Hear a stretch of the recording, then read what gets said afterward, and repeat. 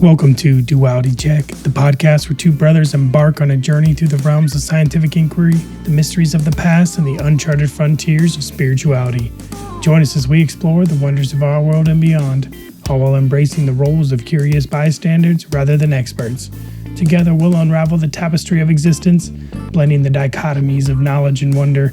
Get ready to question, ponder, and delve into the dualities that shape our understanding of reality on Duality Check.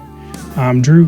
And I'm Dean, and welcome to episode number 2 from the new studio. Yep, episode number 2 from the new studio, that's right. And we also had quite a decent break, so... Happy New Year, yeah, everybody. Happy New Year. I think it was just around Thanksgiving, our last episode, yeah. So I think we're actually going to make this a yearly thing, just take the holiday times off. Yeah, I mean... We just got a ton of family, work's busy and crazy, trying to gear up for the holidays and everything. Yeah, it's a good time of year to take a break. And I think on the anniversary of our first episode as well, was we released it on January 1st. No way, right? 2023, right? Or 2024, I mean. 2024, yeah. We're into year 3 now? Yeah. Dang. Wow. Crazy, huh?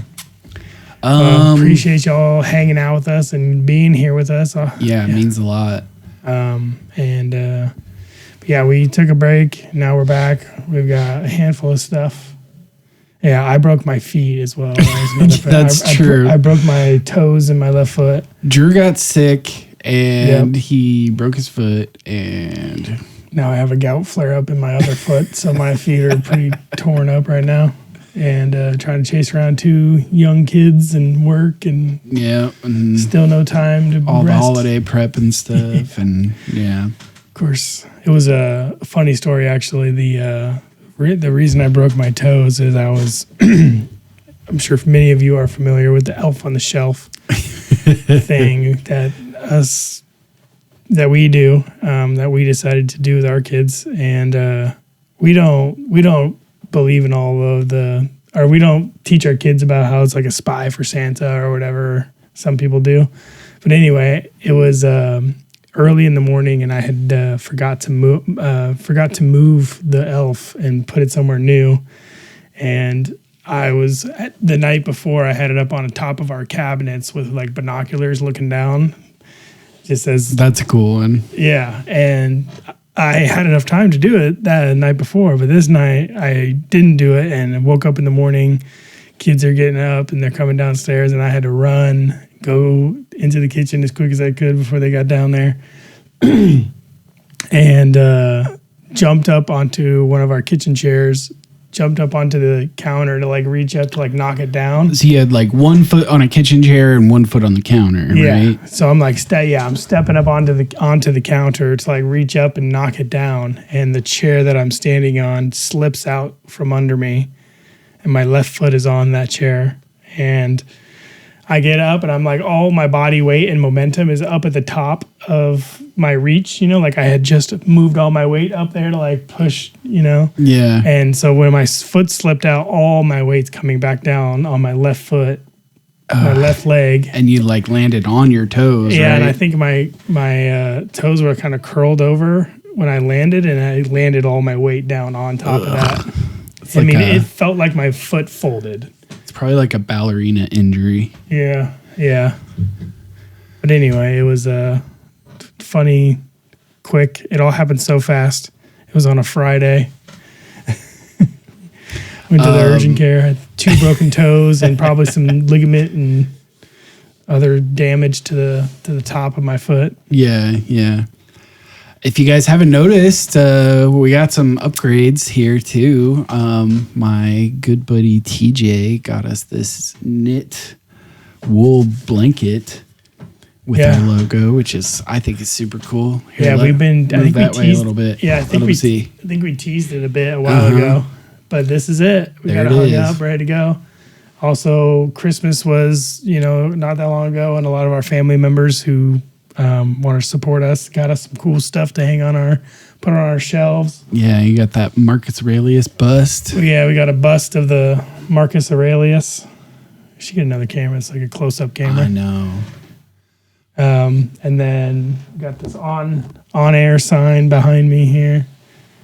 And yeah, what are the other new things? That little these lamp lights. Over there. These lamps. Yeah. The clock up there. I don't know if you guys can read it. Yeah. It's like a word clock. It is 12. What does it say? 25 minutes past 9. Yep. And that's correct. That's accurate. Cool. But yeah. Not much else going on. We've been. You got some new books too. Art of War. The Constitution, Book of Five Rings, the Egyptian Book of the Dead. There's the big old Book of Waspy. Yeah, that monster thing is a beast. We'll have to get back into another chapter of that soon. Yeah. Oh, I got the White Pill. What's that? I got the White Pill by Michael Wells. Yeah, I do. Are aliens still broken? I keep forgetting to buy some super glue. But anyway, I could take it to work and do epoxy it. The whole thing here is coming along, I think. It's looking better and better. I'm just realizing that we can see a whole empty shelf here, so I got to put some stuff there. Yeah. Day by day, slowly but surely. Yeah. Cool. Well, so this is actually episode 95. It is. Episode 2 in the new studio. Yes. Oh, yeah. Welcome to episode 95. We've got a number of different things saved, but it's been a month or so since we checked in. What have you been taking in? I've been... Or what kind of thoughts have been on your mind? Not a ton of specific thoughts, but like taking in a little bit of the new season of Telepathy Tapes slowly. Yes. I'm probably like 5 or 6 or 7, something like that, episodes in. I think it's like 10 episodes now or something. 9 episodes. Might be behind then. Did you watch that last one I sent you though? Yeah, so the Mind. What was it? The Mind? Yeah, let me see if I can find. But it's basically, it's the idea of like teaching people, children. Mindsight. Mostly. Yeah, but starting them early. In the episode, they talk about some adults who've learned it as well. Mm-hmm. But yeah, this idea of mindsight, which is like basically where you can put a blindfold on and you can be trained to see with your mind. And so they have this protocol and they get these kids able to like, I think they start with like easy stuff like up and down and light and dark and stuff like that. But they eventually get to the point where they're able to tell you what card you're holding up.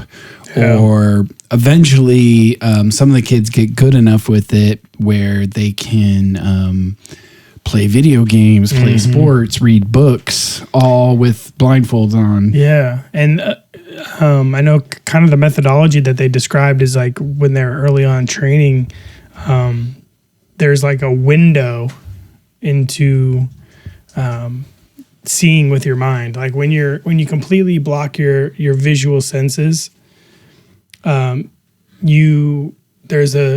some sort of window that kind of like once you can concentrate and learn the technique, there's like a window that opens up that isn't necessarily directly in front of you either. So once you kind of gain this ability, there's like this window that gradually expands. And for different people, it's in different spots. Like it's not always like where your eyes are. Sometimes for some people, it's behind like off to the side, or it could even be behind your head.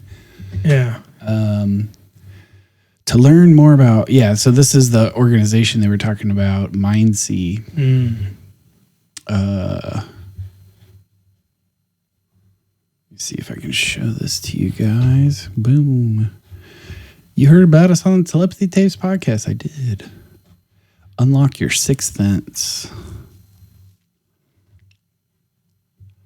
Sign up for training. Booklet. There's a guide. The book. Yeah. Intuition. A practical self-discovery guide to identify one's dominant intuition channel and help cultivate it. Yeah, so I think she was a guest, Dr. Anne DeSolar. She was a guest on the podcast. On the she was being tapes. interviewed on the Telepathy Tapes about this. Yeah. PhD neuroscience psychologist. And yeah, she tells her whole story about like obviously how she was like skeptical about all this at first, and she spent most of her time trying to disprove it at first, but ended up being unable to. And so now she's involved in like the actual education program and like teaching kids to do this stuff. That's very cool. I think it would be pretty sweet if we try and find like the actual like the curriculum or like whatever how-to on it and maybe go through it. Or even have somebody like this. This would be a perfect opportunity to have somebody like this as like totally like a virtual guest or something. Yeah, absolutely. Ask some questions about it. I would love to know more about this. Yeah, it's super interesting. I think it's my skepticism always flares up when I hear these sorts of things, but that's why I want to try stuff, you know? Yeah, I mean, you don't know until you know. Right. But I think, it's pretty convincing, the episode. So if you guys haven't seen it, check it out. I'll link to it in the show notes. That's a great episode of Telepathy Tapes. They had some other really good ones this season so far. Talking about, they had one talking about people. They did a talk tracks about this, I think, previously, but they did another episode about people with like dementia and Alzheimer's and like end of life type situations. Yeah. Which is crazy. Some of those instances. Yeah. Are pretty crazy. Yeah. They did another animal telepathy episode, which was really cool. It's good stuff. And then they did a savant syndrome episode, which is really interesting. Where they talked about all sorts of people who had like early onset savant syndrome, or like, and then there's the quick onset, or what do they call it? Rapid onset. Yeah. Like where some traumatic incident happens, and then all of a sudden you develop savant syndrome, and a lot of times like people who have like an accident or a health condition or something like that, some sort of brain trauma, main trauma, and then all of a sudden that activates. It activates, some sort of latent, or I guess potentially a disability if you want to view it that way, but extra ability. But that one was fascinating too. It sounds, the MindSea stuff also reminds me a lot of remote viewing. But honestly, it seems more useful. It seems similar, but not exactly the same, because from some of the people she interviewed, they just have the ability to like see around them with their mind. But for others who have been trained, it seems to like, they say for people who learn this ability, if they keep like practicing their like mindfulness and meditation and like training the abilities, it can lead towards this, like seeing with your mind can open up other telepathic abilities, or more like classic remote viewing and stuff like that. It more depends on which lane you come from, right? So like if you come from more of the MindSea, MindSight lane, you would call it that. Like you would, like even if you develop other abilities that still are unexplainable and not put in a box by society, you're going to call it whatever that is. But if you come at it from a remote viewing standpoint, maybe a militaristic program that like kids are being, indoctrinated into in some part of the world, right? And they come at it from that point of view, and that's remote viewing. And then there's the strictly telepathic, Well, when you hear people like Hal Puthoff and Lou Elizondo talk about the remote viewing program, it sounds like it's something that's very trainable. Right. The military remote viewing program is very trainable, although it seems that there are certain people who have like a natural ability. Yeah, affinity to it. But I wonder if this Mindsea and this remote viewing is just that they're being trained for different things, Like if you're being trained by the military for remote viewing, the tests are going to involve you seeing things in places remote. Whereas the Mindsea training is training you to see things around you. Without your sight. Right. Without your vision, yeah. Even though both are technically happening without your eyes, right? So it seems like it would be engaging the same brain or consciousness abilities, right? So I wonder if it's just a matter of like what you're testing people for, right? It's like they talk about it like a muscle that you exercise, right? And so if they're exercising the muscle for seeing around you, I wonder if all it takes then is to just exercise the muscle for seeing away from you. And if you learn to see around you, are you then like most of the way there towards seeing remote? I would imagine probably. Right. Yeah, that's what I mean. Yeah.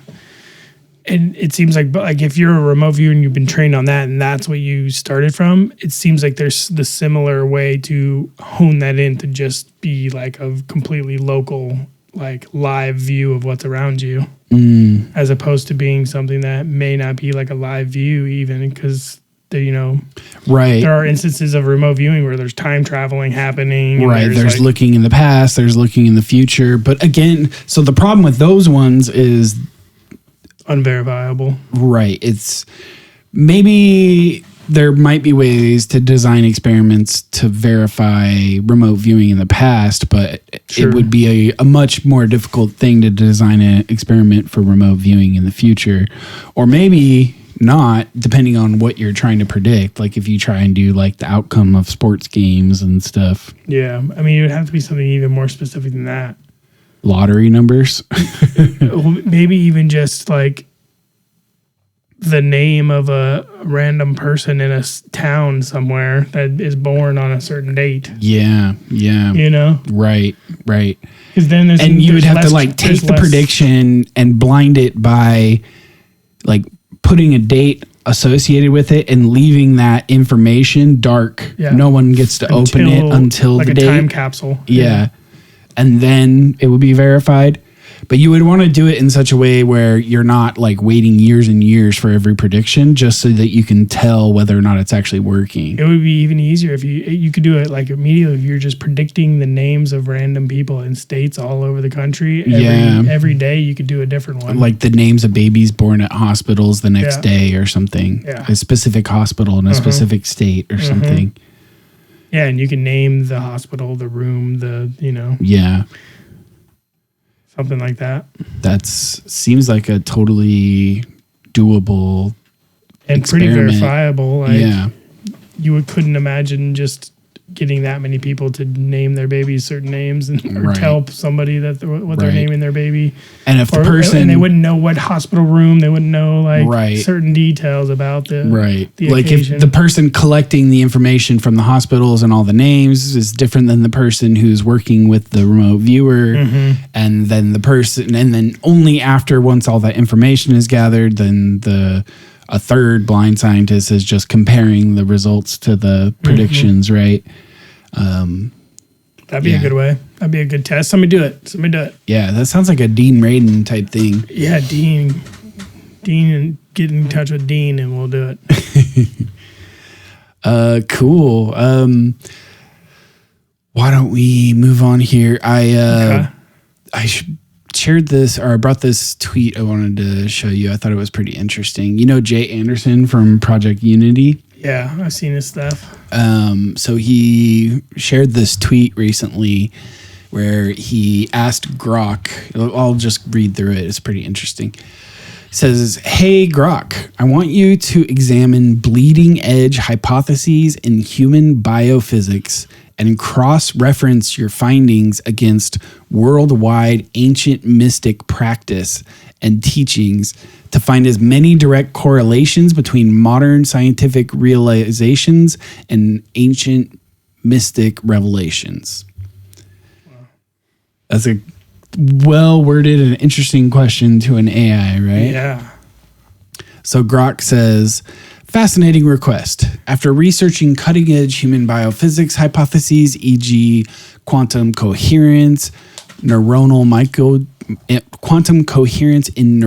microtubules, bioelectric signaling in regeneration, biofield interactions, and cross-referencing with ancient mystic teachings, Vedas, Taoism, shamanism, here are key correlations.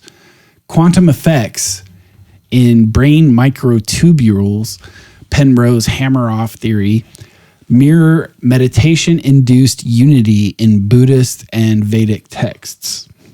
Whoa.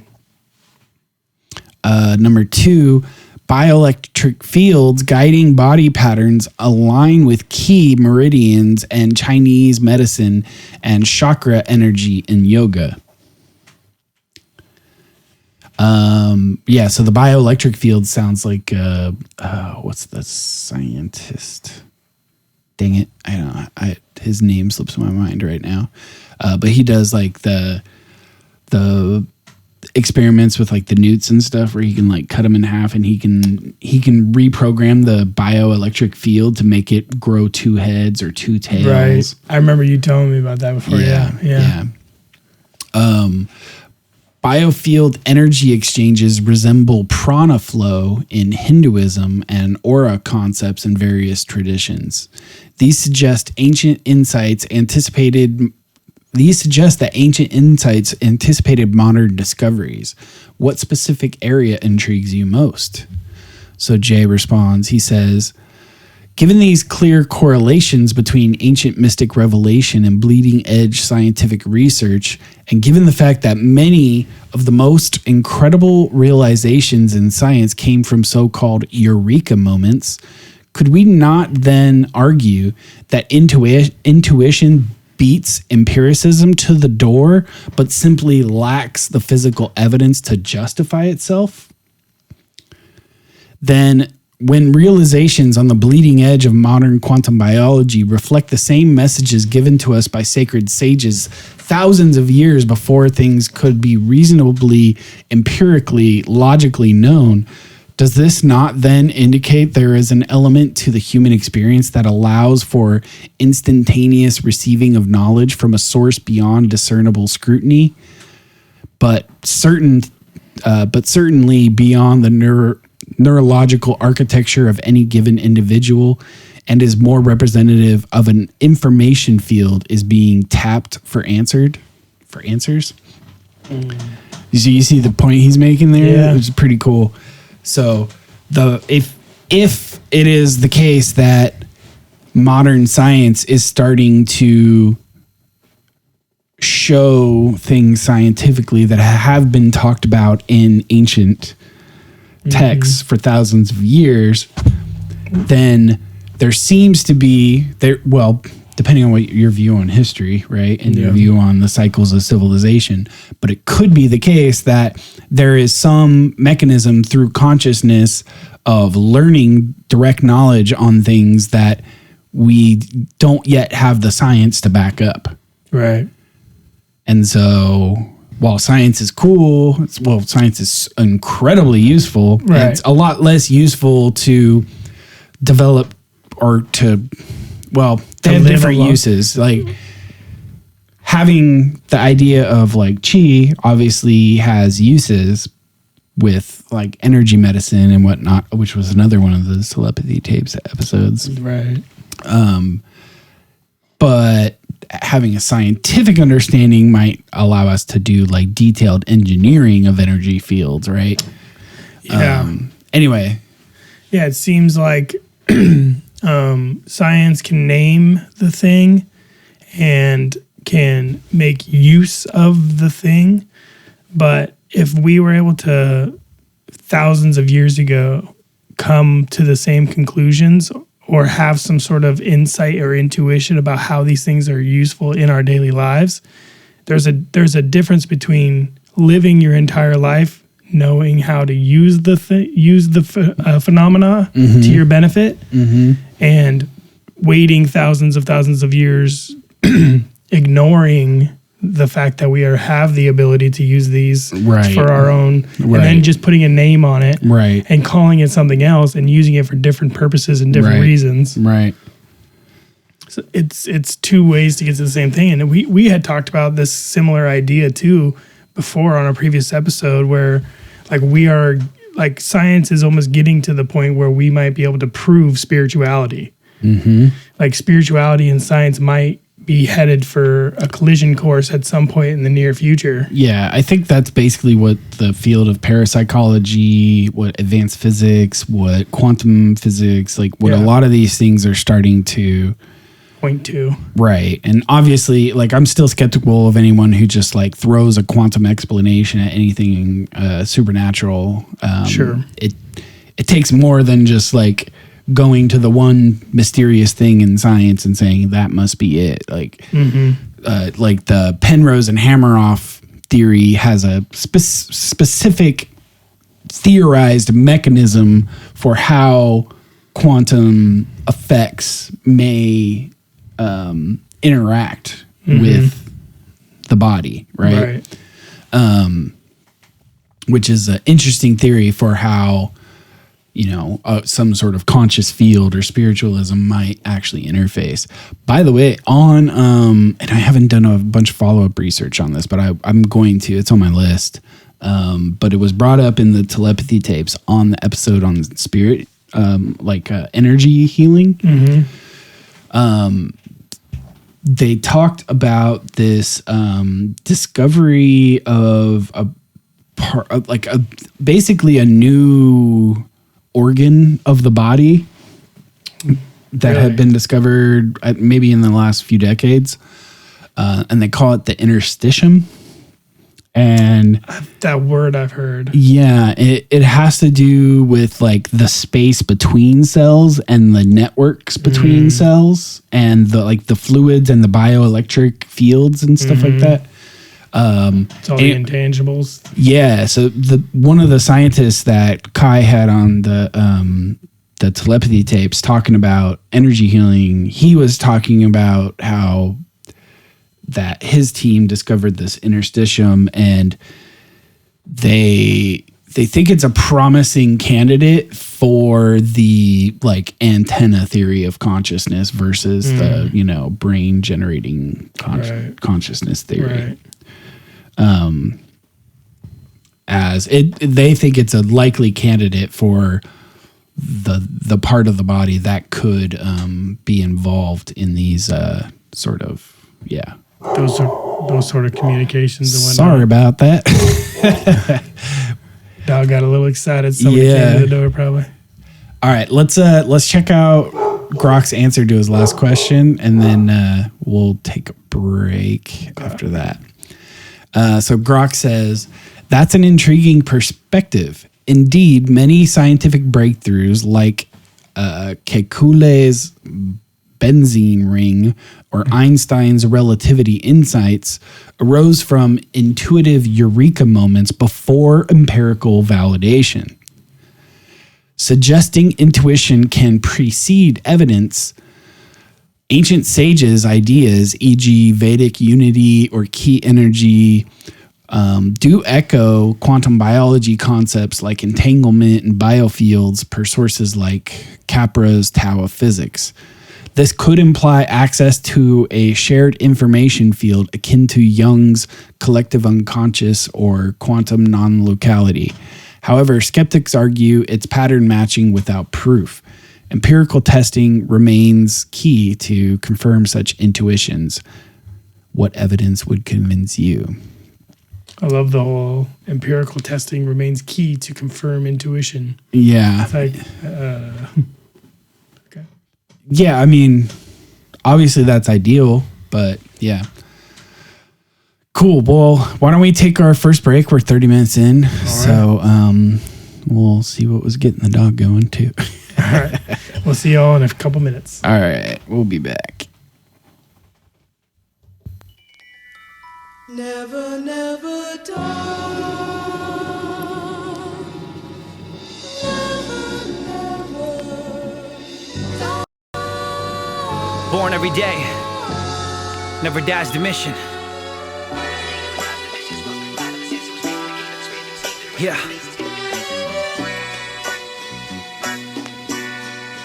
What?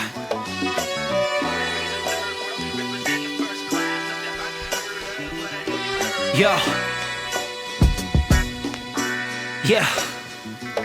He now experiencing the born, he abnormal from the north, formed from the eye of the storm, April 1984. Way around the world, nothing you've ever seen before. No amount of metaphors can explain my mental force. Verbal intercourse courses to my inner core, till it overpours out my pores, to the ceiling, to the floors. Mark a matador for instigating with a bore. Decorate your face for imitating my decor. Dedicated to the Lord, just in case my life is short. If I ever die, every other day I'm born.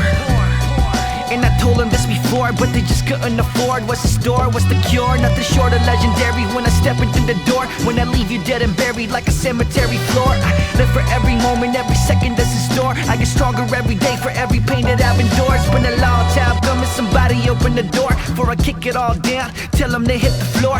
Tell them to hit record, cause I'm back for more. You're now experiencing the one and only Manila born. You're now experiencing the one and only Manila born.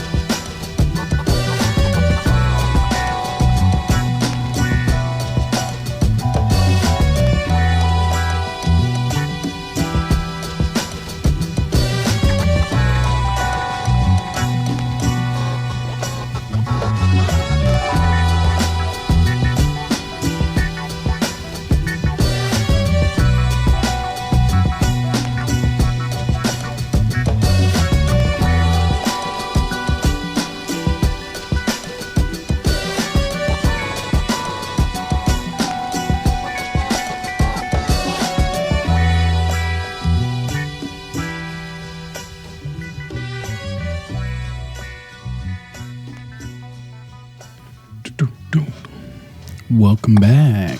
Welcome back. Yeah, so we talked about this on the break, but I wanted to let you guys know I'm on day 3 of a water fast. So I'm going to do this, and then once I come out of it, I'm going into keto. So part of the reasoning is like, I'm going to be so excited to eat. Keto's going to be great. Yeah. No, that's a good point. That's a good kickstart strategy. Myself into ketosis right already with the fast. And then you start getting some food back, and then it's just strictly foods that'll keep you in ketosis. Mm-hmm. And then, once I get where I want to be, I'll alter it up for like maintenance, Yeah. Try to make it long-term manageable. Right. Yeah. But anyway, that leads us into a potential future episode on ketosis, and my buddy Dave just did a 9-day water fast. Wow. In Spain. He was traveling. He was in Barcelona. Oh wow. And while he was there, he just found himself not having eaten for a day. And so he's like, let's see how long I can do this. And he did the second day and then the third day. And then he started looking up and he basically spent the rest of the time studying fasting while fasting. Wow. And just going around Spain. Yeah. Just going to see all the sights in Barcelona. That's awesome. Yeah, I think he went to a concert. He went to a Barcelona game. Oh yeah. Pretty cool. So yeah, he wants to do an episode with us, talking about. Apologies. Yeah. Dog's going nuts on something again. Oh no. Yeah, so we want to do an episode with him talking about fasting and his experience and everything he's learned. He's also like really knowledgeable just on like eating healthy in the first place, so it'll be cool. Yeah, it'd be nice to talk to him about that. He always is the person to talk to when you want to like know like the best organic source for something. Oh, okay. Cool. Well, let's switch over. What did you bring here? So I was just, doing what I do, scrolling on through our I guess our algorithm on our social media, and this guy cracks me up the way he interacts with the AI and uses it comedically. So this is will AI actors replace us? And this is the director auditions of an AI family, and it's hilarious seeing it try. Let's check it out.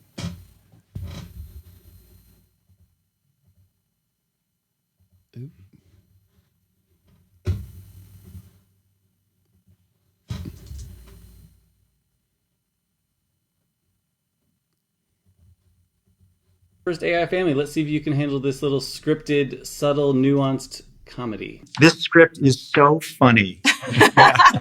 Love subtle comedy. Yeah, subtle comedy's great. You guys don't need to be so close together. It looks like you're about to sing a Christmas carol. Okay, great. You guys look awesome together. Let's give it a go. Oh no, the internet is out. Oh, what are we gonna do? I'm scared. Yeah. Okay, before I talk about the old X-Men thing you just did, performance-wise, not good, honestly. So it needs to be really subtle. You're just talking to each other. It's very big right now, so just tone it all down and definitely don't turn into another person on this one. Oh no, the internet is out. Nope, no, I don't want anyone else in the scene. And then also, still huge performance. Tone it down. Oh no, the internet is out. Nope, Dad has the first line. Okay, let's try it again. Don't talk over each other. Oh no, the internet is out. What are we gonna do? I'm scared. No body switching, smaller performances. That's really a big thing. Smaller performances. Okay, no body switching. Oh no, the internet is out. What are we gonna do? God damn it. Oh no, the internet is out. What are we gonna do? I'm scared. It's okay.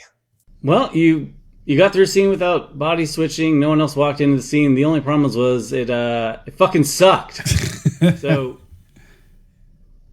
yeah, that's going to be the biggest problem overall. Now that we've gotten all the other stuff out of the way, it fucking sucks. All right, my first AI family. Let's see if you... Wow. That's really good. Oh my god. He has so many of those too, dude. I was scrolling through all of his videos. He's so funny. I wonder how he makes them. Because I think... He probably tells you in the description. Yeah, I don't know if there's like a live thing like that where you can just chat real time. I think it's more he's like probably he chatted like it doing all the chat. and then use that as his script for this. Basically. Right. Yeah. And then kept doing video generations and then, yeah. Wow, that's great. That's great. And then we got some more AI stuff here. Yeah. This is becoming a weekly thing now. So we got Phil Collins in the air tonight, but it's Jazzy Blues. I'm excited. In the air tonight, but a Jazzy Blues version. Let's see what this is going to be like. Let's go!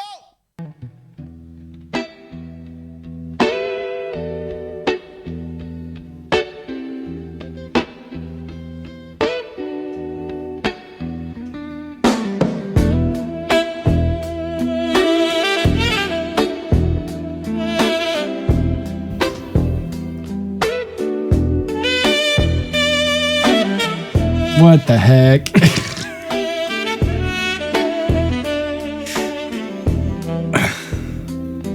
Too good.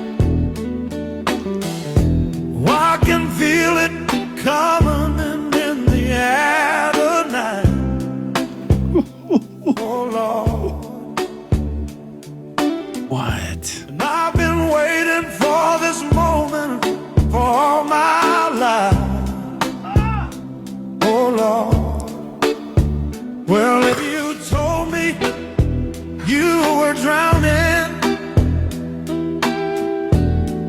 I would not lend a hand. I've seen your face before, my friend, but I don't know if you know who I am. Oh, well, I was there and I saw what you did. I saw it with my own 2 eyes.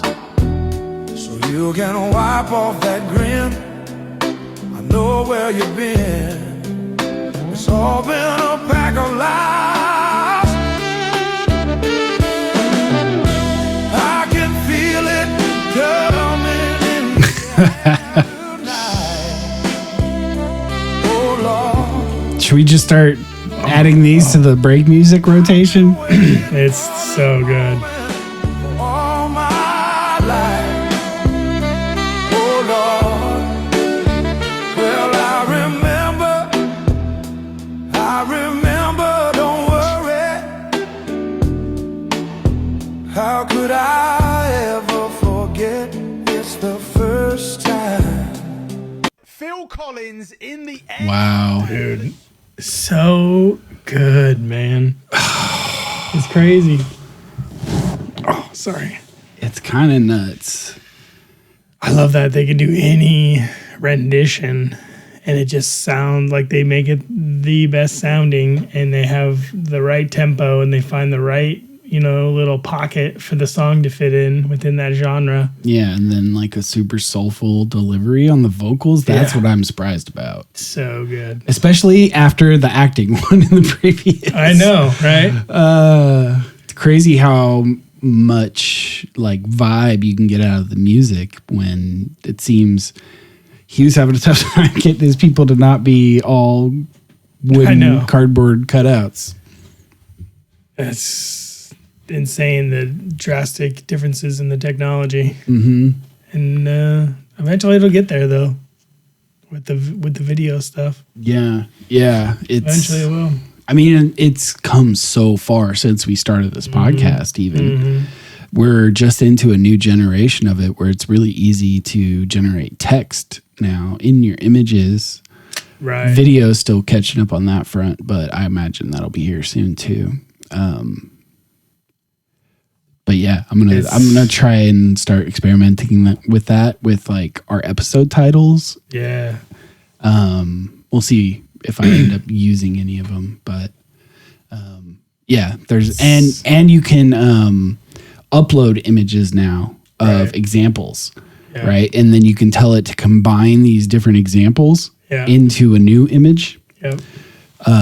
So There's a new tool that I found out about that I'm gonna mess with. the one we have for the podcast, you can do what I was saying. Yeah, What do you think? I'm thinking it's a thumbnail generator, and it's not really a generator per se, but you can upload an image of our faces, right?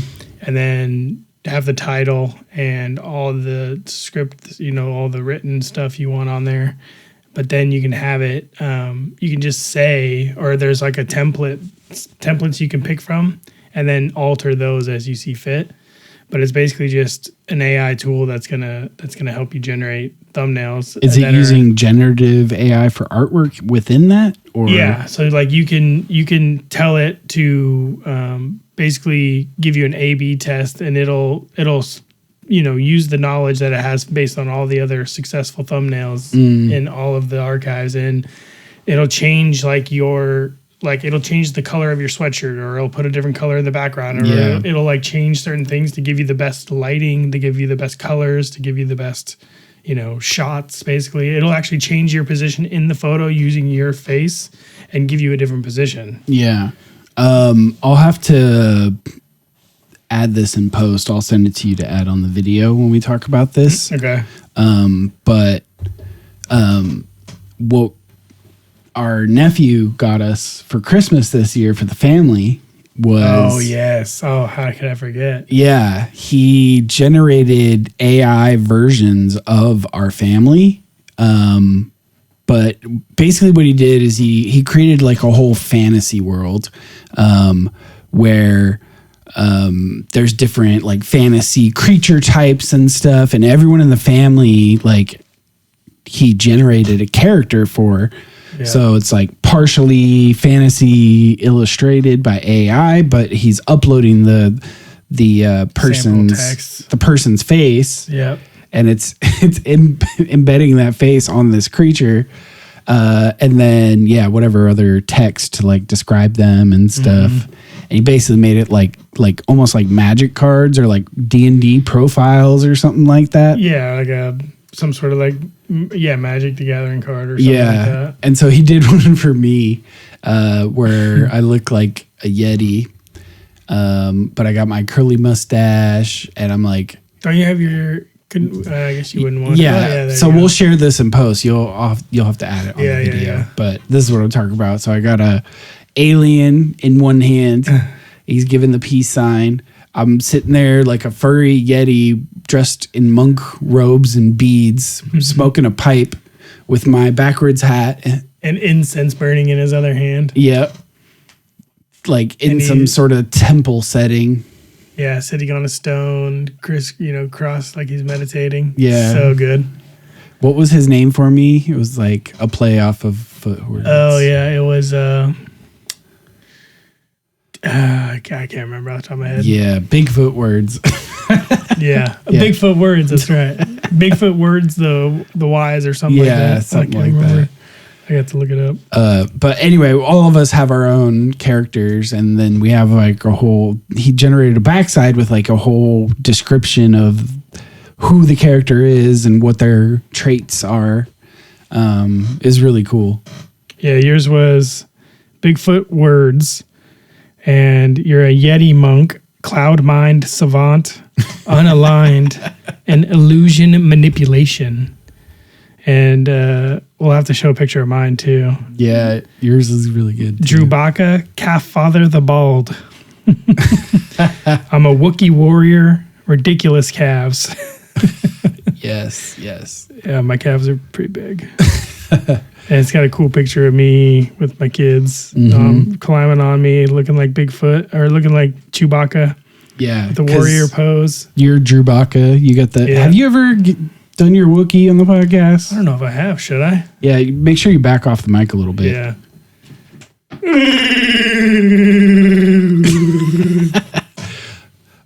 So I won a competition at Disneyland one time for the best Wookiee impersonation. Yeah. With Chewbacca, the character Chewbacca, and his handler, basically, his Disney handler. Yeah. It was so funny. That's hilarious. On my honeymoon with my wife, it was funny. My dad's got a really good Woody. Our dad's got a really good Woody the Woodpecker. And Daffy Duck. Yeah. A good Daffy Duck, too. He can't get through without laughing, though. He can't get through the Woody the Woodpecker without laughing. No. At least not recently. All right, let's go to this. This is so cool. Yeah. So this was a post I saw. Let's show them this. This is a post I saw on Instagram originally. It says, this mushroom reliably makes you see tiny cartoon people, and scientists have no idea why. And then in the description it says, here's what happens. You eat this mushroom, usually undercooked, and suddenly you're seeing hundreds of tiny people, like 2 centimeters tall, doing their thing in your actual environment. They're marching, dancing, grinning, interacting, and with real objects around you. One professor in Yunnan, China, described lifting his tablecloth during dinner to find hundreds of Zhao Ren marching like soldiers. When he lifted it higher, their heads stuck to the underside of the cloth while their bodies kept marching in place. I mean, come on. That's incredibly specific and bizarre. Yeah. So this is mushies.uk's channel. What is the mushroom type? So I looked it up. Wait, there's more photos here. Oh too. yeah. So it says there's There. a mushroom called Lanmeoa, Asiatica,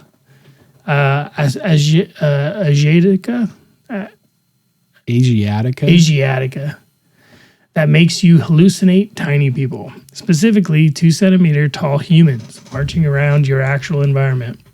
One guy in China lived. Okay, we just go to the next one. Let's see. People across totally different cultures report the exact same hallucination. Papua New Guinea, China, the Philippines, different continents, different languages, but everyone sees the same tiny people doing the same things. That's way too specific to be coincidence. I agree. Let's see the next one. Scientists tested it and found 0 known psychoactive compounds. Whatever chemical makes you see little people is completely unknown to science. Right now, they're feeding it to the mice, trying to figure out what the hell is in there. Interestingly, a 1,700-year-old Chinese text describes eating a mushroom raw to see a little person. Or raw to see a little person. Have humans been accidentally tripping on this thing throughout history? And its closest relative grows in North America. We just haven't tested it yet. This mushroom was sold in markets for decades before scientists even identified the species in 2014. We still don't know how it works in 2025. That makes you wonder what else is out there, just waiting for someone to notice. The world's weirder than we think. And then link to the full article. Yeah, so I looked it up, and I'll just read a little bit. Mushies. Yeah, mushies. Probably mushroom related. Yeah. So this hallucinogenic bolate mushroom, also known as psychoactive bolate mushrooms, or as Zhao Renren mushrooms, are bolate mushrooms that produce hallucinogenic effects and are a type of hallucinogenic mushroom. The exact species of the mushroom, their active constituents, and their mechanism of action have all yet to be fully clarified. However, among the most frequent implicated species is Lanmeoda asiatica, a species first described in 2015. The hallucinogenic bolate mushrooms are said to make people see the Zhao Renren, or little people, and hence to experience Lilliputian's hallucinations, which is this specific type of hallucination is for small humans, animals, or fantasy entities. They are usually visual in nature. This is the photo. This is the Lilliputian hallucination. Yeah, yeah. Which would be crazy. Yeah. Well, and it also gives some credence to a lot of the fairies and elves and gnomes and all these little creatures that have been seen throughout time. And, these mushrooms specifically are very edible and are very delicious. Right. It's just when they're undercooked, they have a toxicity to them, and whatever that compound is and does to you is not the same as psilocybin. It's not the same as some of these other species. And it doesn't have a known psychoactive mechanism. Right. So what if this is the thing that people had been consuming, and unknowingly lead to them, it is what led to their seeing? Not that I don't think there's the thing. Sure. Yeah. I think there's multiple things. Yeah. No, that's a good point. But I think this thing could be what's associated with some of what you're talking about. Yeah, the fairies and the gnomes and the little people. Especially if it's something that is edible and people eat. Right. And it could lead to a lot of the misinterpretations of what somebody is particularly experiencing, right? Because if they're just eating mushrooms like they do every night and just 1 or 2 of them are undercooked, and so when it happens, you're not pinpointing the mushrooms as being the problem. Right. you're just thinking, oh crap, what the hell's happening to me? I'm seeing entities and like, what's going on? And it wasn't even discovered until 2015 as far as like being known to have this effect. I wonder how many people ate it over the years and then were just like, what in the world is happening right now? Yep. And then just like it passes or something, and then they like, I I'm wonder just never going to tell too, anybody, or I'm going to tell some people. If a group does it, are their experiences of the little people consistent with each other?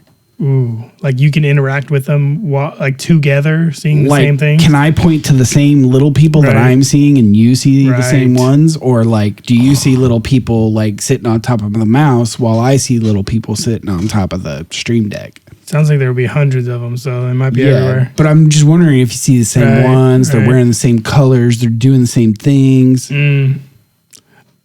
It's worth a try. Yeah. Yeah. We gotta, yeah. I would love to see somebody do that experiment. I wonder if they're legal here, because, Don't know. Sounds like it probably won't be for long now that they're discovered. But. Right. All right, cool. Let's take our next break. All right. We're at almost an hour here. And Sounds then, good. Yeah, come back. We got plenty more to talk about. So. Yeah. All right, y'all. See you in a minute. I can't take this anymore. I tried so hard to fight it. Yeah, I went out to war. I don't know what to do instead. 'Cause all I've known for so long, all I've known is dead.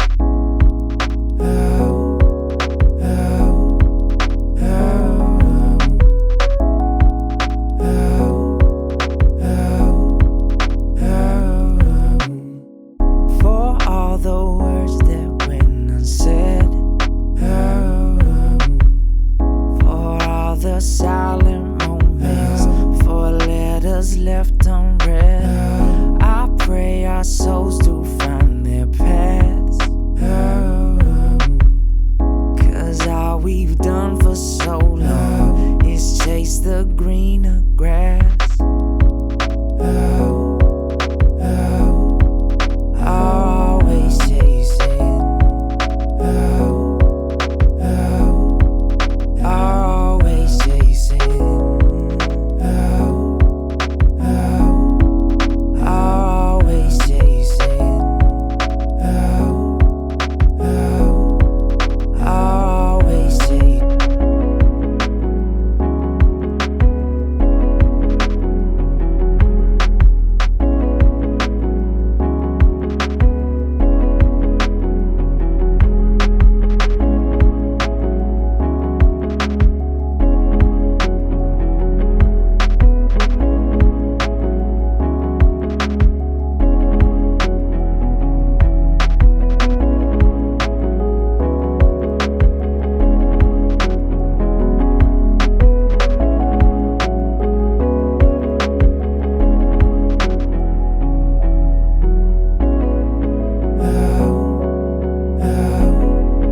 Always chasing. Always chasing.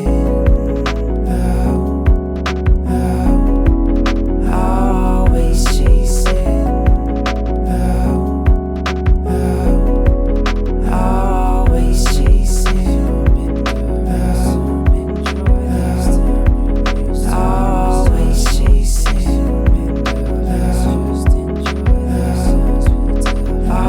Always chasing. Always chasing. Always chasing. Always chasing.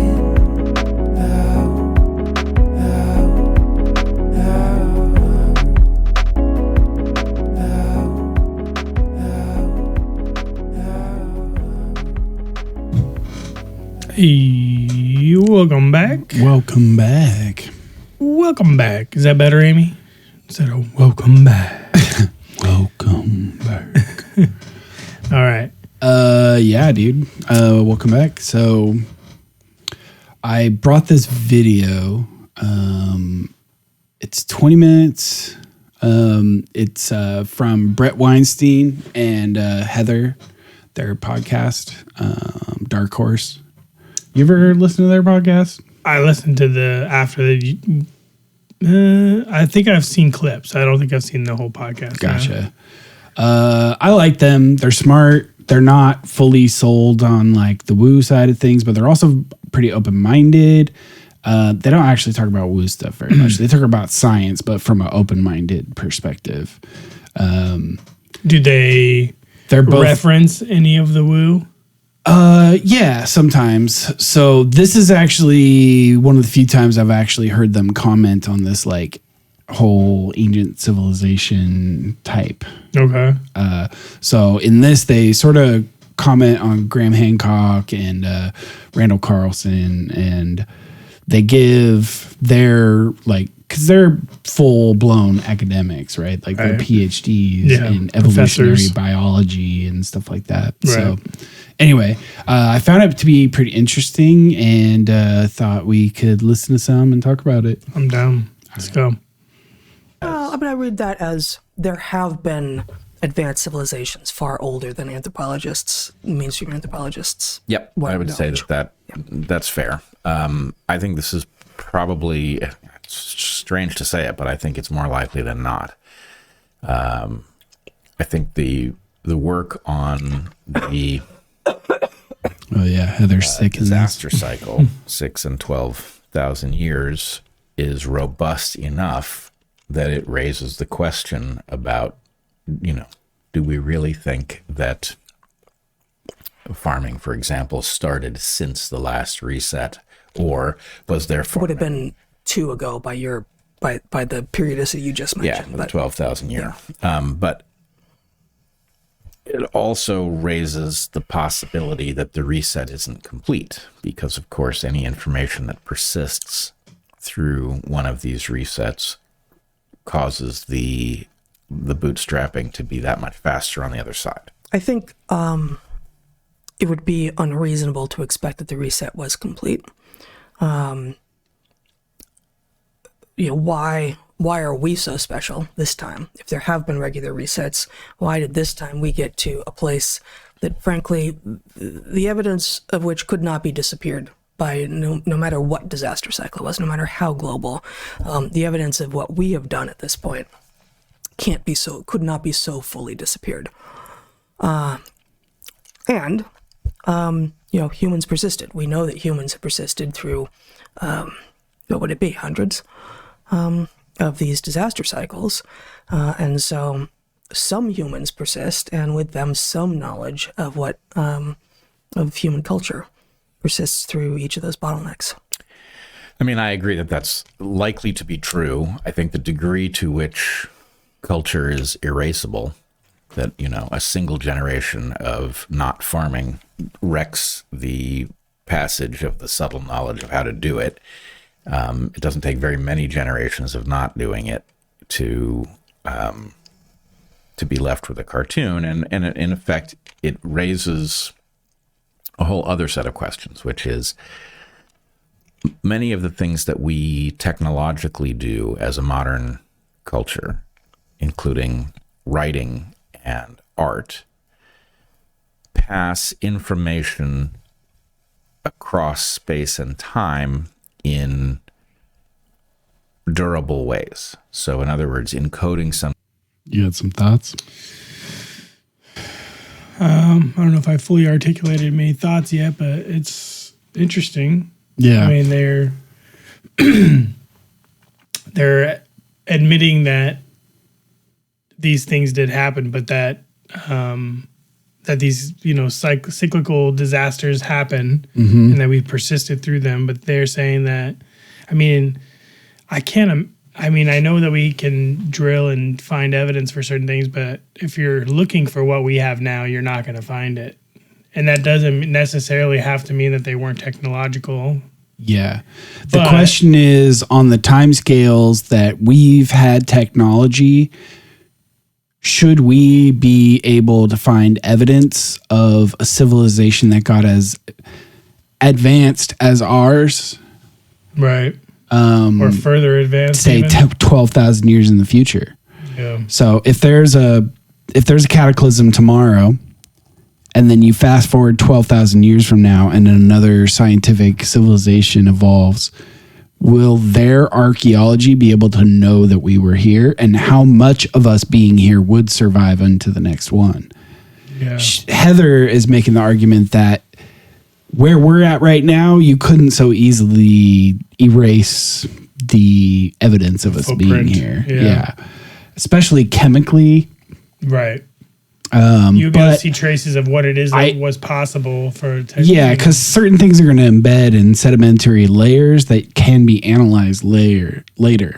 Yeah. But depending on the open-mindedness of the science that's looking into it, we have examples, for instance, today of you're going to try for every explanation other than an advanced civilization, right? Yeah. When you see chemical things in nature. Anyway, so I think it's possible that we may have more evidence that we just aren't necessarily have our eyes open to yet. True. For back then. True. But it's also possible that they just had a different type of technology that didn't leave the type of footprint, because we're burning all these elements. We've got all these factories running. We're making these complicated chemicals that don't occur in nature, things that'll break down over a long time, nuclear waste. Yeah, I mean, and imagine a world that's not powered the same way our world is powered. If it's powered in, let's say, like the Tesla coils way, where it's pulling energy out of the atmosphere, and you do have evidence, but the evidence you're seeking is not what you're gonna find. Like you're seeking wires and motors and all these things that we use in our modern way of doing things. But if there's another way, like there's a whole. Well, what if we were to advance? If we use the technology of Tesla at the time, imagine because we wouldn't be able to use a lot of the technology, like the physical technology we use, but there would be infinite free energy. So what would that look like? Right. Given 150 years. Right. Like what kind of technological society would we be if we had accepted that as the social norm and used free energy everywhere? Like there probably would be still pockets of people using crude oil for things, but you'd have unlimited free energy. Well, we specifically went down this oil path as a result of specific advances. And so we make everything out of oil. We make plastics, we make fuels, we make all this stuff out of oil. But if you have a different technology, like imagine, if you will, this types of topics that we talk about on this show, like telepathy and, consciousness effects and whatnot. Imagine a culture that's going through a technological boom and also not having a taboo on the spiritual and conscious issues. They just accept them. Yeah. How would that influence the advance of technology if it wasn't this cultural taboo? And people who were doing technology were specifically looking for ways to integrate and use these things. Yeah. Fusing those two things would be probably very powerful. Yeah. And it could be the solution to the future problem of having anonymity while also being plugged into an online AI, like having your own fingerprint, some sort of biochemical, bioelectric signature.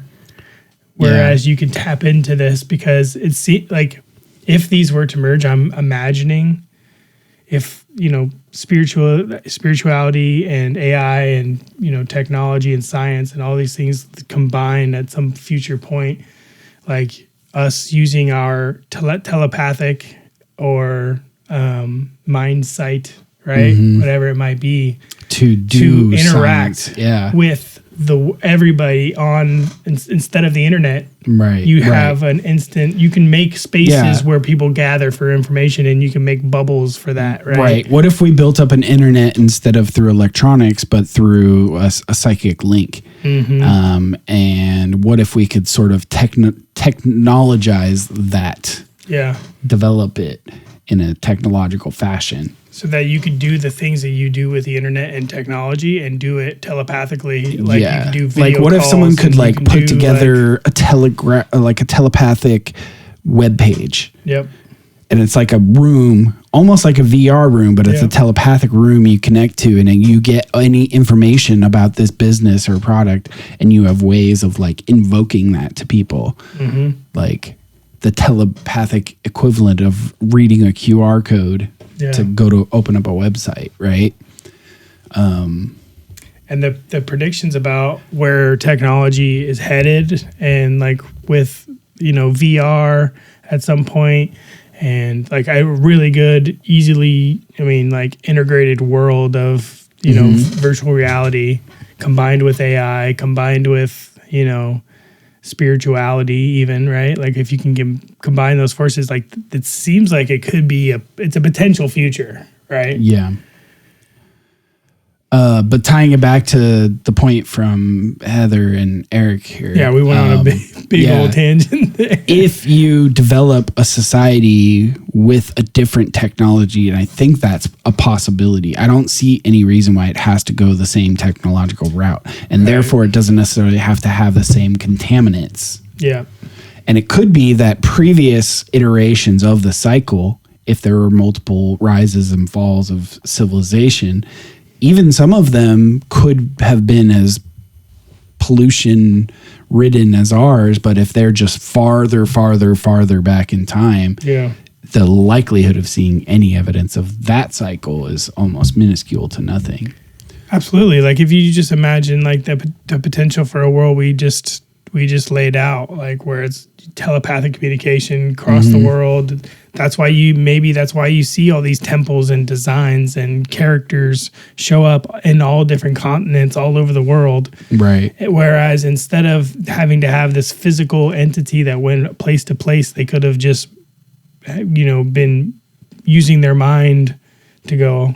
And since you're experiencing everything telepathically, can be visual aspects to that. So you know, you could be anywhere and be seeing a god floating in your space or whatever, right? Yeah. And like, all right, let's get back to this. I want to see what else. Yeah, keep going. Say here. Thing in, you know, on a cave wall, in a song that gets passed on because, you know, the nature of songs is such that it preserves the content in a way. That all of those things may be about preserving certain nuggets. You know, the fact that farming is possible obviously greatly accelerates the rate at which it will be discovered, right? If it has to dawn on somebody to plant things, that's a slow process. If you know that there is such a thing called planting, and then the question is, well, how exactly do you do that? You know, you start experimenting and you discover it. And so you're talking about song as a form of cultural cache. There are, of course, CACHE cache. And, of course, most farming cultures, most early farming cultures have traditions of seed saving, of seed caching, of physical caches, that if they are, depending on where they are and depending on what the disaster is, the discovery of a physical cache could trigger memory as well. Right, and even just like, what do I do with this? Yeah, it raises a question that you might quickly answer. And so it also, I mean, you quickly get into a realm where there's so few people responsibly exploring these questions that our understanding of what's real and what isn't is pretty low quality. And as always, you wonder, you know, so the mainstream anthropology has no truck with Graham Hancock or, you know, any of the disaster cycle people. Maybe they're just protecting Maybe they are just protecting turf. But And and we know this, that in all fields, the status quo defends the status quo. But this feels like such a adamant, angry, vicious, no-holds-barred response that is had to the idea of resets, of disaster cycles from mainstream anthropology, that it raises questions for me as to what else they might be protecting. Or is it just the banal human territoriality? Yeah, I must say, I don't think, yes, it's all of the things you say, but every time there is something important that is breaking through the academic gatekeeping, you see the same vicious response. Yep. Anthropology, as you've recently pointed out, was incredibly feeble for decades. And I find the idea that they're protecting something that they understand pretty unlikely. I don't think that there's a lot of understanding going on. Well, yeah, I mean, understanding means a lot of things to a lot of people, doesn't it? Yeah. And I mean, we've talked about this a fair bit. I don't know how much we've talked about it on air, but what does it mean that you know something? You ask people that, and often it's revealed pretty quickly that how people understand what it means to know something is wildly different between people. Yep. And it explains a lot, I think, about how how a population ends up so easily tricked by people in lab coats, for instance. Like, I know because the expert told me so. Like, that's not knowledge. That's not deep knowledge at any rate. That's thin at best. Yeah, and I think the conversation that you're alluding to, there are really two branches of the tree of belief, right? There's the branch in which the implications of what you believe are considered evidence, right? If I will be pilloried for believing this, then it's not true. And that's not logically defensible. Right? What will happen to you for believing something has no implication as to whether or not it's true. But nonetheless, it's not surprising to find the vast majority of people highly sensitive and therefore highly manipulable. Yes, to the social ramifications of knowledge, right, or at least of public belief. So, what you really need is an academy that is totally immunized, that is emboldened to go seek the truth and immunized from social consequences for arriving at inconvenient ones. And we have the opposite. Therefore, it will tell you that which it's allowed to tell you, which will very frequently not only be untrue, but will be the inverse of truth. And we've seen this again and again and again. Yeah. And, so we're just in this constant battle with the public, which is, stop believing those people. Really? All the experts are wrong? Mm-hmm. Well, their whole system is designed to be what we would call orthogonal to the truth, right? It is indifferent to the truth. It arrives at conclusions that are valuable to somebody, which does not make them true. Occasionally, their being true makes them valuable. Sometimes obscuring the truth makes them valuable.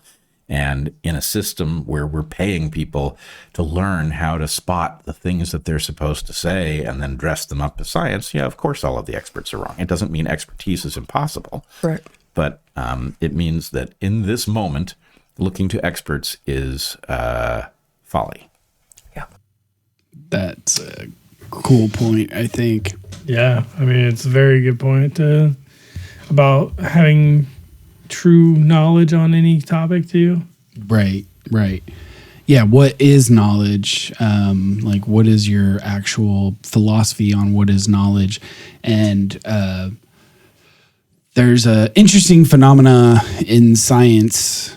Like, obviously, this is me as an outsider, non-scientist saying this, but what I have observed is that there are people who understand that science has philosophy as its root, and that you're always doing philosophy when you're doing science, and therefore you need to pay attention to philosophy, and logic and whatnot. And then there's another view that is like over specialized, and it's like, no, I'm learning the skill or the discipline in my craft, I don't need to think about these. Like, I'm not a philosopher. Like, that philosophers can go do philosophy. I'm doing this. Right. And when you do that, I think you don't necessarily have like a deep understanding of connection to, at least. Yeah, of like what is the criteria by which you are judging things to be true? Are you holding up that challenge to everything you're learning in your field, or are you just absorbing what's in your field because it's what people in your field do?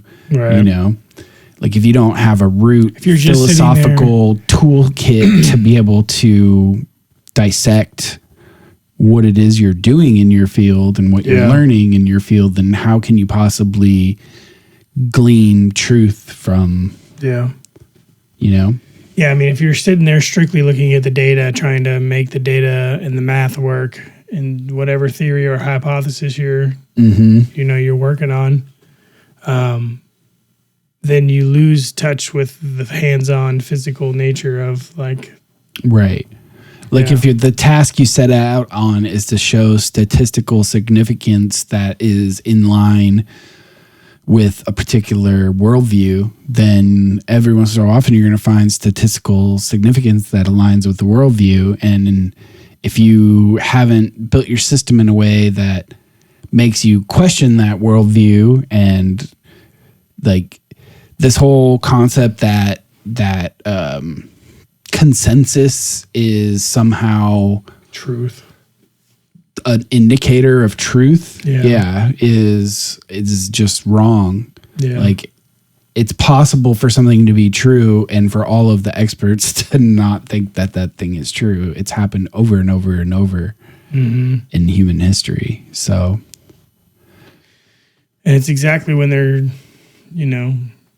to get the most, or to take the most, grains of salt as during an actual emergency. Yeah. When you know that things are, I mean, at least having the awareness that this is the reality of the situation makes you less susceptible to being... Sure. Yeah. So I think our camera's about to die. Why don't we take a quick break, and I'll make sure that's plugged in, and we'll come back. All right. And finish out the show in a couple. All right.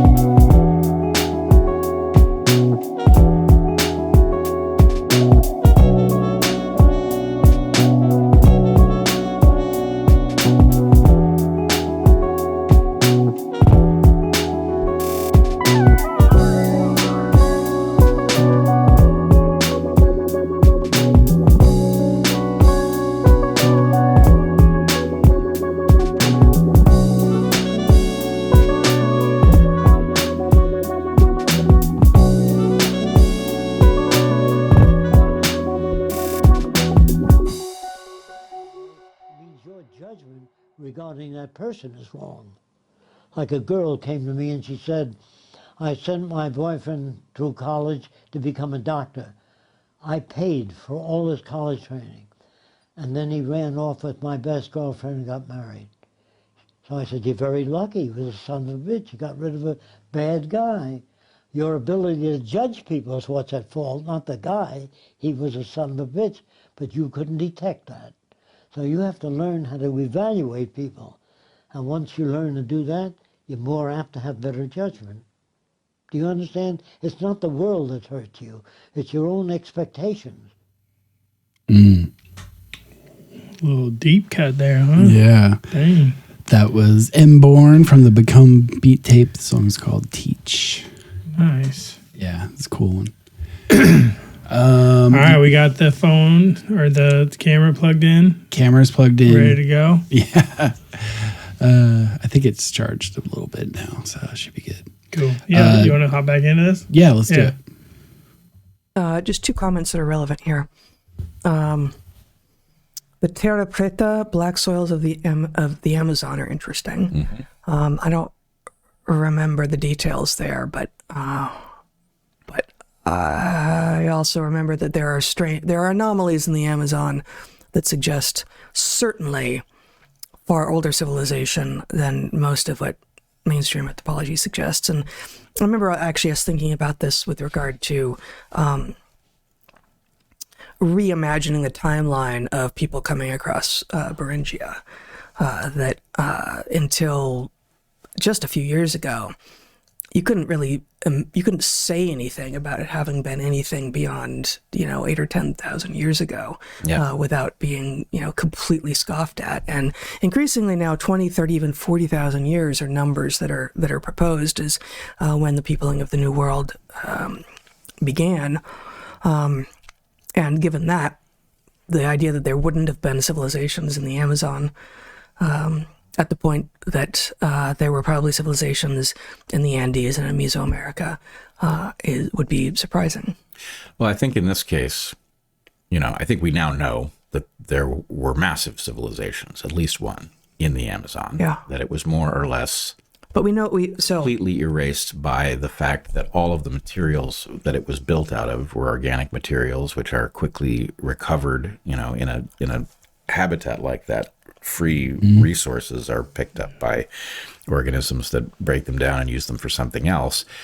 But there are images, right? There's like images from on high that allow you to see through the vegetation, that see sort of ghost-like foundations of massive settlements. The disturbance that the settlements made. And I think these soils, if I'm remembering correctly, the soils are the result of intensive agriculture, which is on the one hand surprising because, as you and I have repeatedly pointed out, the poor tropical soils aren't the paradox that they are made out to be. They are the product of intense tropical competition for resources. So all of the resources are in the plants. They're not left sitting around in the soils. But that does mean that farming those soils is not highly productive unless you enrich them, which I think is what these soils are a reflection of. Yeah, or you swidden it, right? You move. The Terra Preta soils are, they're a demonstration of the enrichment. Oh, whoops. Mm-hmm.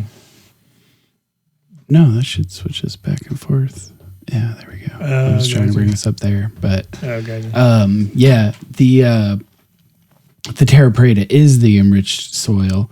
But then, like all the other stuff we did from our Amazon episode, right, Yeah. where they were talking about how there's like an overabundance of a few species of food-bearing plants, and the genetic diversity for them is not very wide.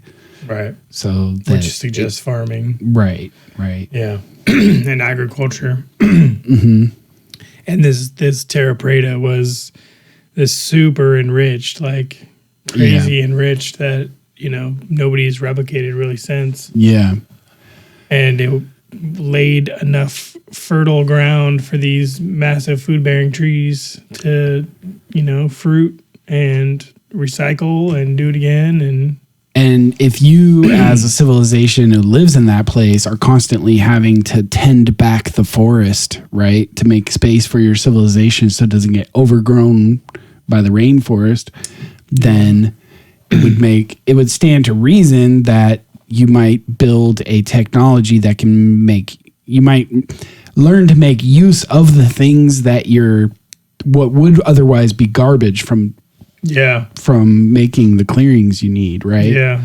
And that becomes the building materials of your civilization, right? Mm-hmm. And so, and back to our, Amazon episode with all those, LiDAR scans of the forest and seeing those massive complexes and roads connecting places. Their earthworks, their roads, even some pyramids and stuff still that haven't been gotten to. It's very impressive. Mounds. And that happened long time ago. Right. Yeah. It's cool that they're talking about this. All right. I want to go into the part where they start kind of going into Randall and Graham. Okay. Let's do that real quick. And even after the bone is gone, that's the same thing here. You got disturbance, agricultural disturbance in the Amazon that leaves an imprint, which tells you what, the shape of the disturbance. It's not the objects, it's not the materials in question, but it's how the materials were laid down differentially based on trenches and whatever else was created. Yeah. And the other comment I wanted to pick up on this topic before we move on to the next question. Mainstream figures like Graham Hancock and Randall Carlson push impact theory that meteors are the cause for the end of civilizations, but they never mention the geomagnetic excursion that we are living through, and which there is evidence is cyclic and reliable, imprecise, but seems like seems to have a lot of support for it. And I don't want to get into a battle between these various camps, but I think the evidence for a geomagnetic excursion is, the excursion is clear. The extrapolation to what it will do, meaning that the magnetic pole is moving around relative to the axis of rotation, to the point of the pole out of which comes the axis of rotation. Like there's a different word for the North Pole, which is where the axis of rotation comes out, and I can't think of what it is. Well, there's magnetic north and there's geographic north. So geographic is a word that I could use there. But the excursion just refers to the magnetic pole moving around potentially quite a lot. And this is different from, but related to, the idea of pole shifts, pole flips. Yes, in fact, that's the question. Is absent the excursion being the lead up to a pole flip, what is a pole flip and why does it happen? And the only credible hypothesis I've encountered has to do with this electromagnetic sheet that the solar system is moving through, that basically pulls on all of the magnetic entities in the solar system. And at the point that you cross, not its meridian, but you cross imagine a sine wave, you're crossing through the sine wave, the direction it's pulling on the Earth's magnetic field reverses. Yeah. And anyway, what effect does that have? There's so much evidence pointing in this direction that I think it's just irresponsible not to include it at least as a major hypothesis for the excursion we're seeing, if not for the excursion we're seeing, and for a certain number of the globally changing events that are almost exclusively being attributed to anthropogenic sources of carbon, right? Yeah, of climate change. And I will point out, I don't know where this stands now. I should ask Ben, but a year or so ago, when I was brushing up on this topic to give a presentation, we had evidence from the sun, and it was either, depending on whether you count Pluto, it was either 8 of 9 solar system planets or 7 of 8 for events, anomalous events consistent with a solar system level shift. And the one planet that we didn't have evidence for, it wasn't that the evidence went against, it was just that there was no data. So anyway. That's really interesting, I think. Yeah. I mean, and like, what's the possibility of that having happened, and the evidence for those civilizations that at the time would have been in inhabitable places as far as where the Earth would have landed? And maybe that was where the ice is now that's covering everything. And maybe that's where a lot of the evidence would be for the majority of like a, global, I mean, it doesn't have to be global, but civilization. Yeah. Yeah, it's interesting because there's so many geological changes that happen on the Earth, and there's multiple ice ages we've been through, and even what causes us to go into and out of periods of ice ages is rather not super well understood. Yeah, still up for debate. Yeah, and then you have the evidence that's coming in for like the impact theory, and then according to what's his face, who's the guy that has the solar theory? He did the Sphinx research on the enclosure. Shoot. Yeah. Anyway, Robert Schoch. Yeah. Yeah. Yeah.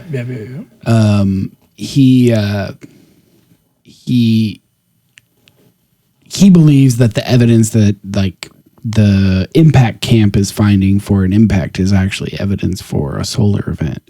But then system event. I love what they're bringing up here about the geomagnetic pole shift, because for people who don't know this, what happens is that as volcanism happens and magma comes up and it cools, some of those magmas have magnetic material in them, and those materials, as the magma comes out and then cools, end up lining up with the magnetic field of the Earth. Mm-hmm. And so they are a record set down in rock of where the magnetic field has been over time. Mm-hmm. And so because of that, we know that the magnetic field has multiple periods of drifting and flipping where the orientation is reversed. And that sort of lines up with like the electric universe / plasma universe type stuff from Demystify Psi that they're really into. Yeah. Where it is this idea that, we're in this electromagnetic neighborhood, and as we travel through it, as we orbit the galaxy, and maybe even substructures below that, that it has an impact on the magnetic environment of our solar system, our sun, and our planet. Yeah. And the way they kind of describe that is interesting too, because they describe that as being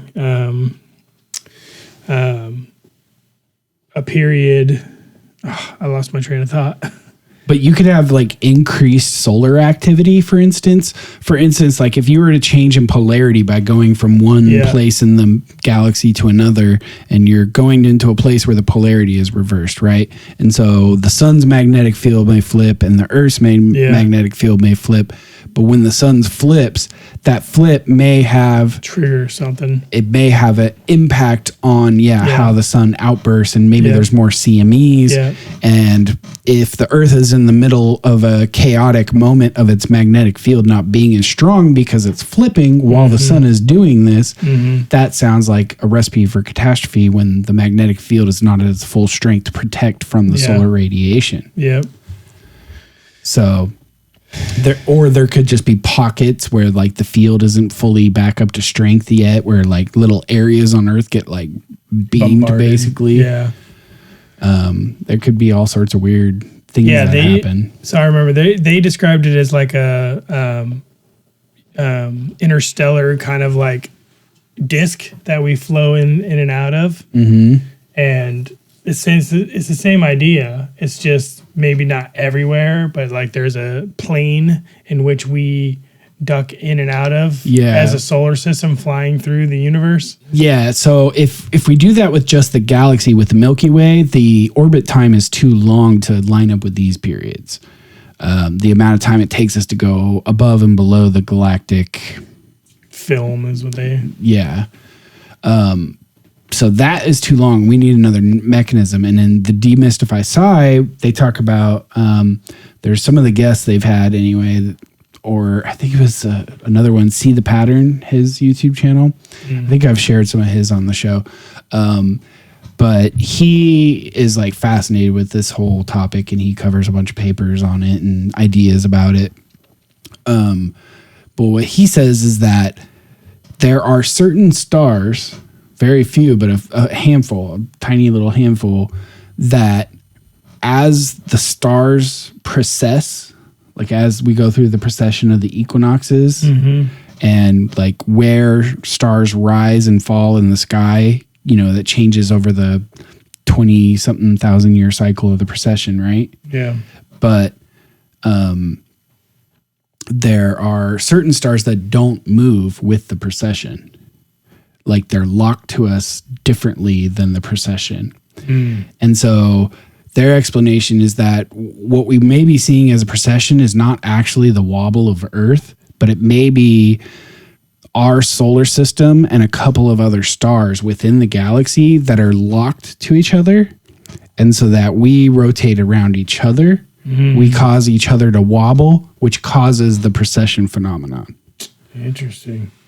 But that they stay more or less like similar. Like it's almost like a group of stars that's spiraling together through the galaxy, going through its whatever galactic. I mean, that's when you blow it up so big and you're seeing these star clusters that are tumbling through. But apparently there's, according to, I got to find that video. We should do a segment on That'd it. be interesting. But there's apparently a handful of stars that don't precess.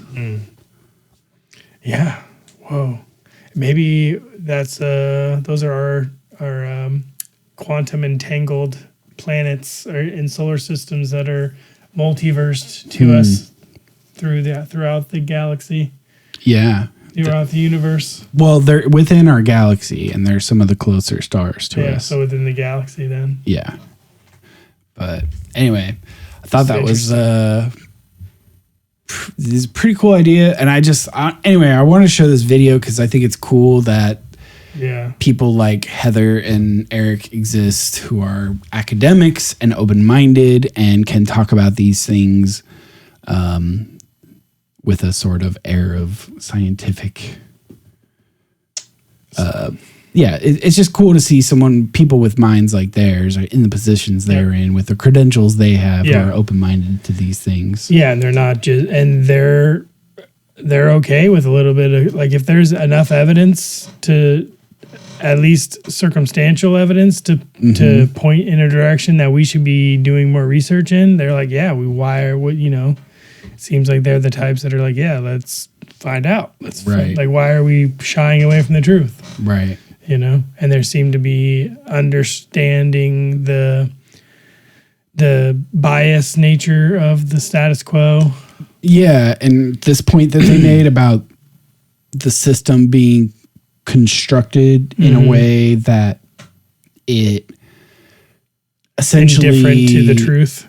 Yeah, it's not calibrated, like people's success in their careers and what is accepted science and what gets funding is not calibrated on truth and discovery. It's calibrated on things that impart benefits to whoever the funder is, or to what the society or the institution is, or to the scientist's career. Yep. Right. Like the point he made, like if you are asking yourself how will you be socially viewed if you believe something as a factor in whether or not you believe it, like that has nothing to do with truth. But a lot of people think that way. That's social. Yeah, I mean, who doesn't fall to that, right? Like, of course, yeah. Dude, there's been so many times, like when I got into all this alien stuff, where I'm like, dude, I've gone off the deep end. I can't talk to anyone. If I talk to them, like, what are they going to think of me? Yeah. And it actually makes me back off from like my belief, right? Because you don't want to be at least enough to you don't want to be some social pariah or outcast, right?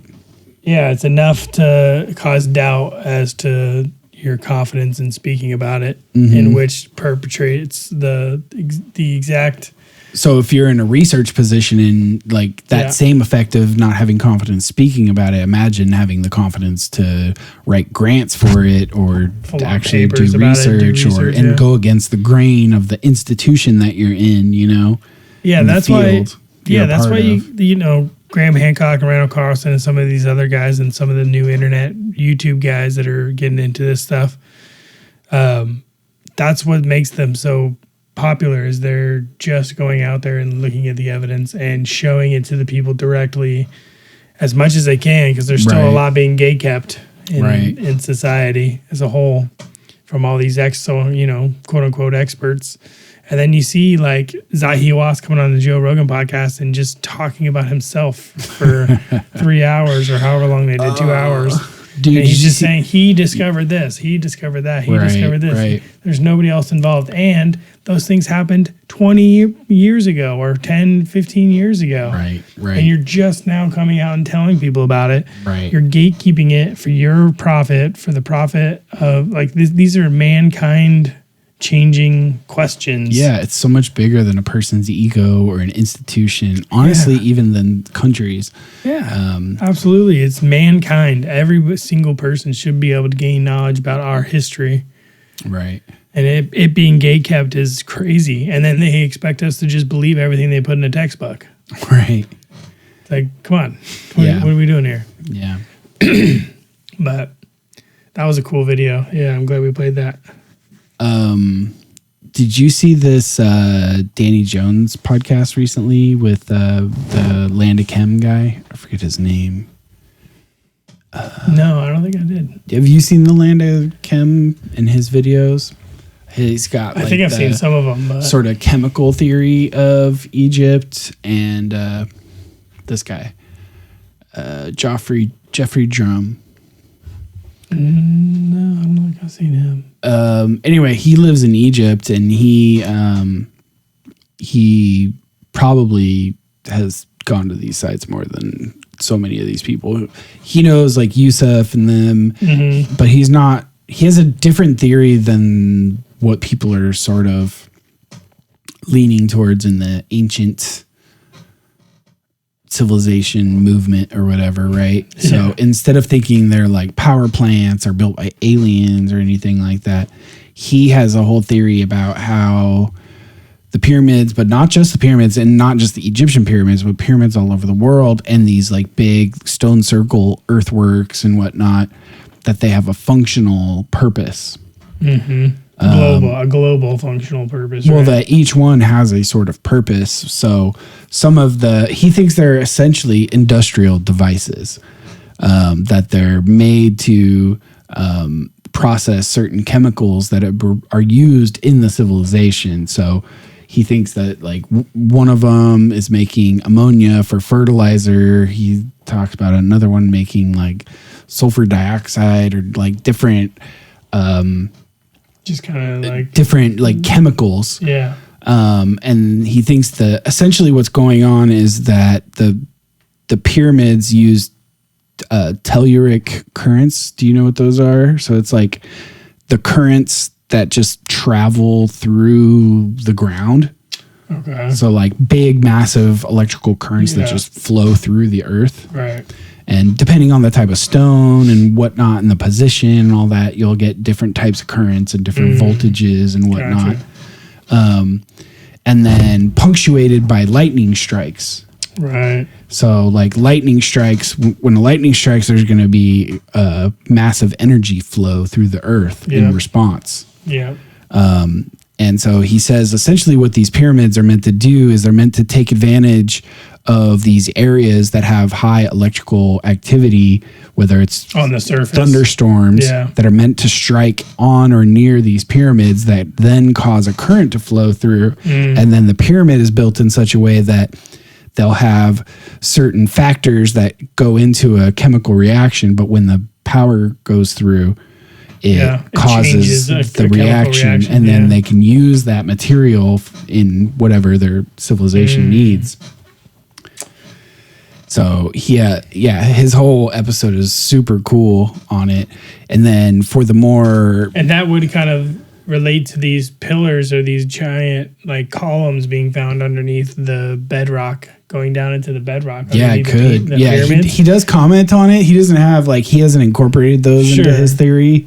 But it's new. But I mean, to think about it, right? If the light is, that's going to go and reverberate into the earth, and maybe there's energetic channels throughout the earth. Yeah. Like we think about, veins in our body. Well, he thinks a lot of these like roadways or like avenues of statues or like the big earthworks, what they're essentially doing is they're like basically printing out a circuit board on the surface of the earth, which is influencing the way that the currents flow through. I see. And so, like for instance, the older earthworks and stone circles are built in such a way that he thinks they're directing current in a certain direction, which then, because of the electrical current, causes the clouds to respond. And so it's like a technology to direct rain. It's like weather manipulation. Whoa. Yeah. And maybe there was a global society that use these machines all throughout to do different things. Massive earthworks to like drop rain here, move rain this way, send power here through this pyramid that then creates all these chemicals that we need to do farming and to do chemistry and to purify ores into the metals for metallurgy. And what if this was like, and I know that this is probably not accurate, but something similar. What if these were part of like making the earth habitable? And that's why they're so ancient. It does kind of sound like a terraforming project, honestly. That's what I mean. Like, what if whoever the Anunnaki or these, the stories of these beings coming on, maybe they were that generators they bring the moon into our orbit to stabilize our seasons, and then they build these earthworks to shape the weather patterns to like set up certain areas for agriculture and certain areas for mining and certain areas for chemical processing. And they seed the earth with trees and like and because it's such a massive endeavor, they mix their genetics with the local population to create a workforce to tend all these projects for them. Over, after millennia of tending and making the earth as they see fit. Right. And then at certain points, certain of those entities try and set us loose from our bondage as their like servants, and give us access to knowledge and to fire and to technology. Eating of the apple of the forbidden fruit. And then they get pissed and they send a flood. And then we have and at some point they bounce, and we're here to make sense of all this leftover evidence. Yep. And really, it was just a Saturday project for them to set up these. I mean, it may be on the timescales of their civilization. It's a Saturday project, right? Yeah. Interesting. Well, we figured it out, folks. Boom. All of this stuff has been solved, and you're welcome. You're welcome. And that's it. I guess that's our last show. We figured it all out. No, appreciate y'all hanging out with us today, though. Today was fun. We are back after, I think, a month and a half. It was a month and a half. Appreciate y'all that are coming back, and those who will see this in the future. Hey, what up? Let us know what you think about how our whole setup is coming along. Do you guys like the banner? Do you guys like the blanket? Yeah. Quilt? What do we call it? It's tapestry. Blanket. It's a blanket. I mean, we have it hung up, so yeah, it could qualify as a tapestry. Yeah. Any thoughts? Are our studios filling out? We're gonna add some stuff to the barren shelf down there. Probably. Yeah, we want to add some like LED lighting around and stuff. Yeah, if you guys have any suggestions, let us know. Yeah, actually. And if you guys want to watch the full video with our faces, with the studio, with the, watch the videos that we play, interact, you guys can follow us on YouTube. You guys can subscribe on the videos. Subscribe so you guys can get updated when our new episodes drop. You guys can follow us on Facebook or Instagram. That's really where we're posting when we're uploading a new video. You guys can find us on Spotify. You guys can, if you guys just want a traditional podcast platform and just want to listen along, you can find us on Audible, Apple Podcasts, Google Podcasts, Overcast, Pandora, Spotify, Stitcher, Amazon. And of course, or you on can YouTube. just listen directly from our website as well. You go to dualitycheck.net and just press play on the player if you're on a web browser or something.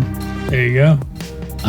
Good for all platforms. Totally. All right. Well, we'll see you guys next week. All right. Later. Adios.